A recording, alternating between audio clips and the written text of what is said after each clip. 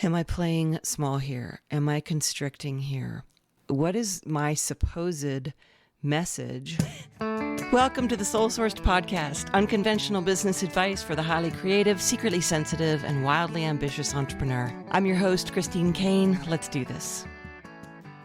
Well, hello, my friends, and welcome to the Soul Sourced Business Podcast. We are on episode number 60. I feel like I've been gone forever. But I haven't. I just took a vacation, which was delightful and wonderful. And we're going to dive in today with a topic that I think is pretty important for everyone running a business at this time. And it was inspired by a question I got. I am about to do a coaching Zoom with my Uplevel Cafe students and clients and peeps. And one of the questions that was sent in to me by Victoria, and Victoria, I hope you don't mind me using your name, but I'm actually not going to cover your whole question. What Victoria did was she gave me some backstory, and it's the backstory that I think a lot of people are going through right now. And it really made me want to just do a little episode where I ask you to really check in and look at what's motivating you, because I think that we are at a point right now in our culture, in our world, where it is very easy to contract, to constrict, to pull in, and to kind of play all the games that fear would like you to play, as opposed to the truth and the actions of what we could call love, or expansion, or growth, whatever you might call that. A lot of times it's set up, as in the Course in Miracles, as fear versus love. And I don't want to be so completely black and white with it, but I do think that fear makes us pull in and love makes us expand. It's where we're coming from in all our actions. And Victoria sent in a question, and the real question was asking about how to choose between a virtual assistant or an employee. And as is always what I do with my students and clients, which sometimes pisses people off because they just want a fast answer, but I always go for looking at the context. And as I'm reading a question, I kind of go inside myself and see where the red flags come up. And so when I'm talking to you, Victoria, on our call this week, I will probably dive into some of this. But what I did spot here was that Victoria mentions that a current employee is leaving the firm, and she's sad to see that person go, but it wasn't the right fit. And that's great. And that's something we call necessary endings. And we have to be able to realize that in business, endings happen, completions happen. It's part of our growth. And the sadness, of course, is there, but it doesn't mean it's a failure on anyone's part.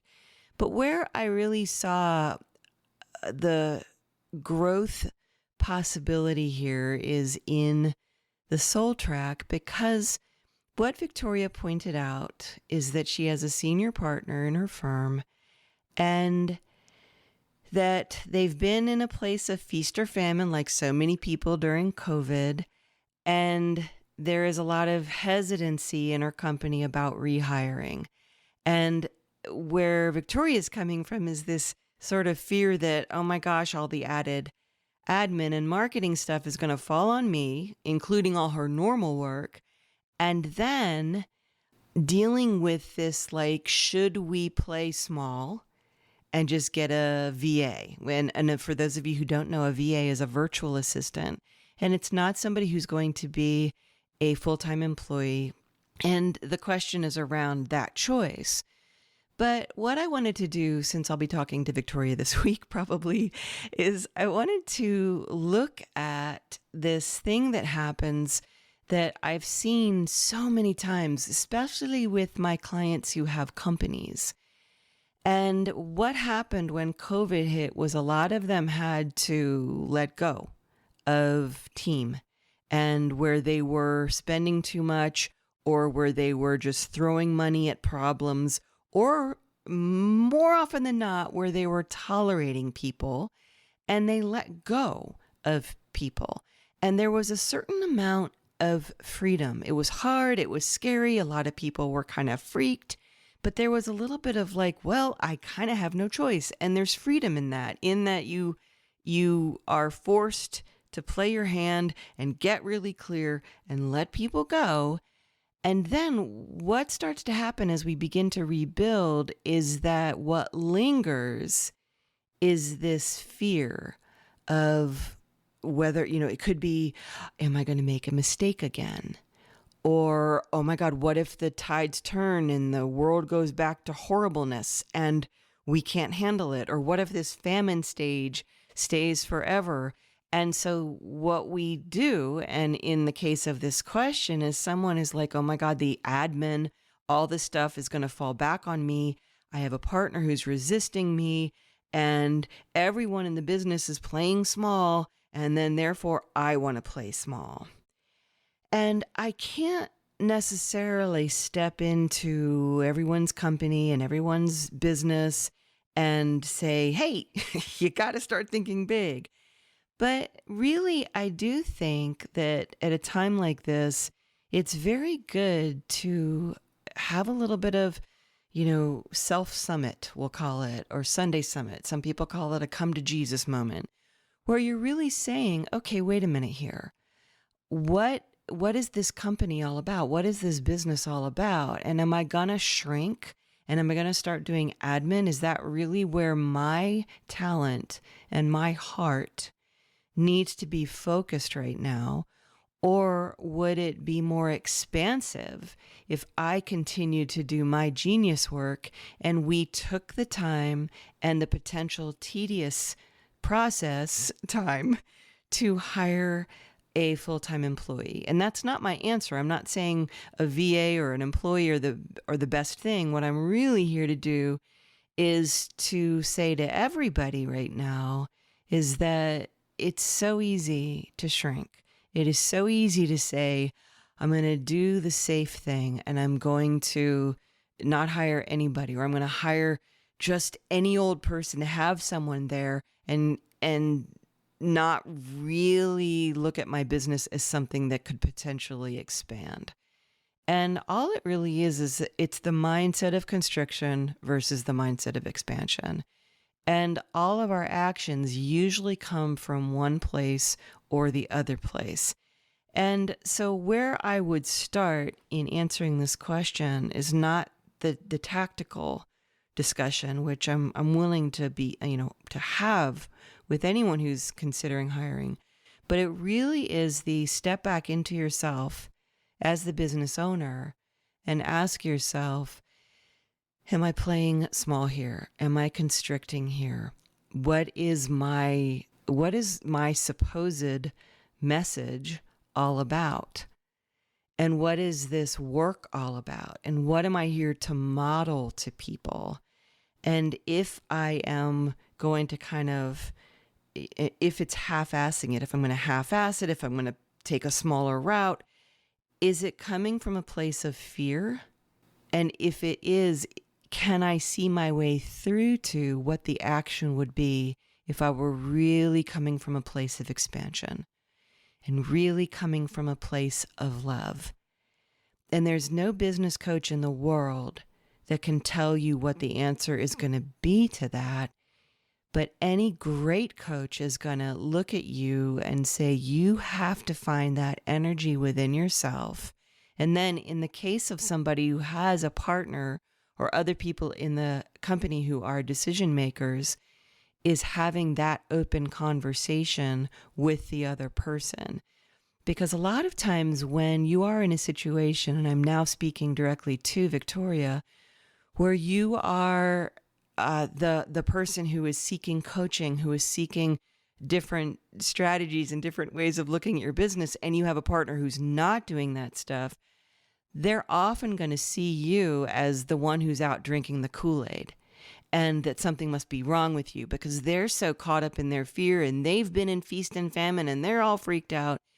And so then you come in with all your wild, quick starty ideas and say, we're going to go with the path of love. And they're going to say, screw you. I don't know what the hell you've been doing, but stop it. And so this is where a really great communication system is going to be real beneficial to you. And in this case, it would be something where I would say for you to sit down, to really breathe into it, and to ask yourself whether it is hiring, whether it is a marketing step, creating a new program, writing your book, whatever steps that you're taking, and really exploring and saying, where are these coming from? You know, on our last Sunday Summit, when I did the Sunday Summit series in August, I talked about how when we come to something like the Sunday Summit, we aren't just looking from, what we're looking at. We're also looking at where we're looking from. And in this case, it's a really big challenge to say, where am I coming from here versus what am I looking at here? And that's one of the best places to start, is first getting clear. And more often than not, the minute I have a client do that, they know, they know what they need to do. They know what it looks like to act from love. They know what it looks like to act from expansion. They know where they're constricting and contracting. And they get it. They understand. They just needed somebody to take their shoulders and set them back on the path, and they go. But if you have other people that you need to get on board, at that time, it's really worth sitting down with that person and outlining what's going on, what your concerns are, and what you've decided that you need to do and what you'd like to get for them to get on board with. And again, this is not the answer that says, oh, definitely a VA, or oh, definitely a full-time employee. That's not the coaching answer, but it is the starting point that has to happen. Is that, do you want to build your business from that constricted place? Do you want to keep moving forward, all pulled in and Gollum-like, and holding on to whatever little crumbs you can get? Or do you want to open up and expand into something bigger and know that your company has been around a long time? In this case, you've been doing very well, and it's not because you've half-assed it. It's really about the growth has come from whole-assing it, as I call it. And it's just something I wanted to bring as a reminder to people right now, because I've seen this theme so much of, I'm just starting to get back I'm getting my feet back under me, and I'm just kind of getting some bit of clarity, and I don't want to hire anyone. I just want to keep playing small. And the truth is that all of this is a big dynamic, and it's life, it's breath, it's inhales and it's exhales, and it's growth, and it's deciding when someone needs to go. But at any given time, our minds are going to want to play tricks on us, and our survival instincts are going to kick in, and we're going to want to go back into fear, and we're going to want, play small. And it's really unnatural to stay in a place where you're saying, you know what? I'm going to expand. I'm going to grow. I'm going to open up and trust that my business is going to do well, and that I fully deserve to have a batteries included wonderful employee or wonderful person that's worth paying, because we are set up to succeed. And that's how I'm going to operate my business. And I get it. I've been there. I've had many people join my team, leave my team, lots of different, times where I landed on my ass and people have left or whatever it might have happened. But at the end of the day, the entrepreneur, the power behind all of the things in your business, which is you, it all comes down to you aligning with one of those energies, with the fear or the love, with the contraction or the expansion. And that is going to be the starting point to every piece of growth that you have. And does it mean that if you align with the expansion, then everything will work out just the way every book tells me it should? No, but you keep realigning with that expansion. You keep realigning with that love for lack of a better word. I know sometimes people think that sounds very woo when it comes to talking about business, but I think that not enough people talk about aligning with love when it comes to our businesses and our work in the world. And I mean a pretty practical approach to love, not the dysfunctional, oh, I give a little bit and I get a little bit and all that kind of thing, but really, truly expansive love of what you do, love of the work you do, the people you serve, the person you are, the courage you had to build this thing, and the ultimate service you provide in the world through this thing that is your business. And I know this is going to be kind of a short episode, kind of short and sweet, but I wanted to just let it serve as a reminder, because I think what Victoria brought to the table and what I'll be working with her on this week for our Uplevel Cafe coaching call is, now the steps she needs to take in her strategy track. But all of us need to continue to realign with that soul track and remember who we are and remember the power of our intention and the power of our energy in every single thing we do, in every single choice we make, and every action that we align with.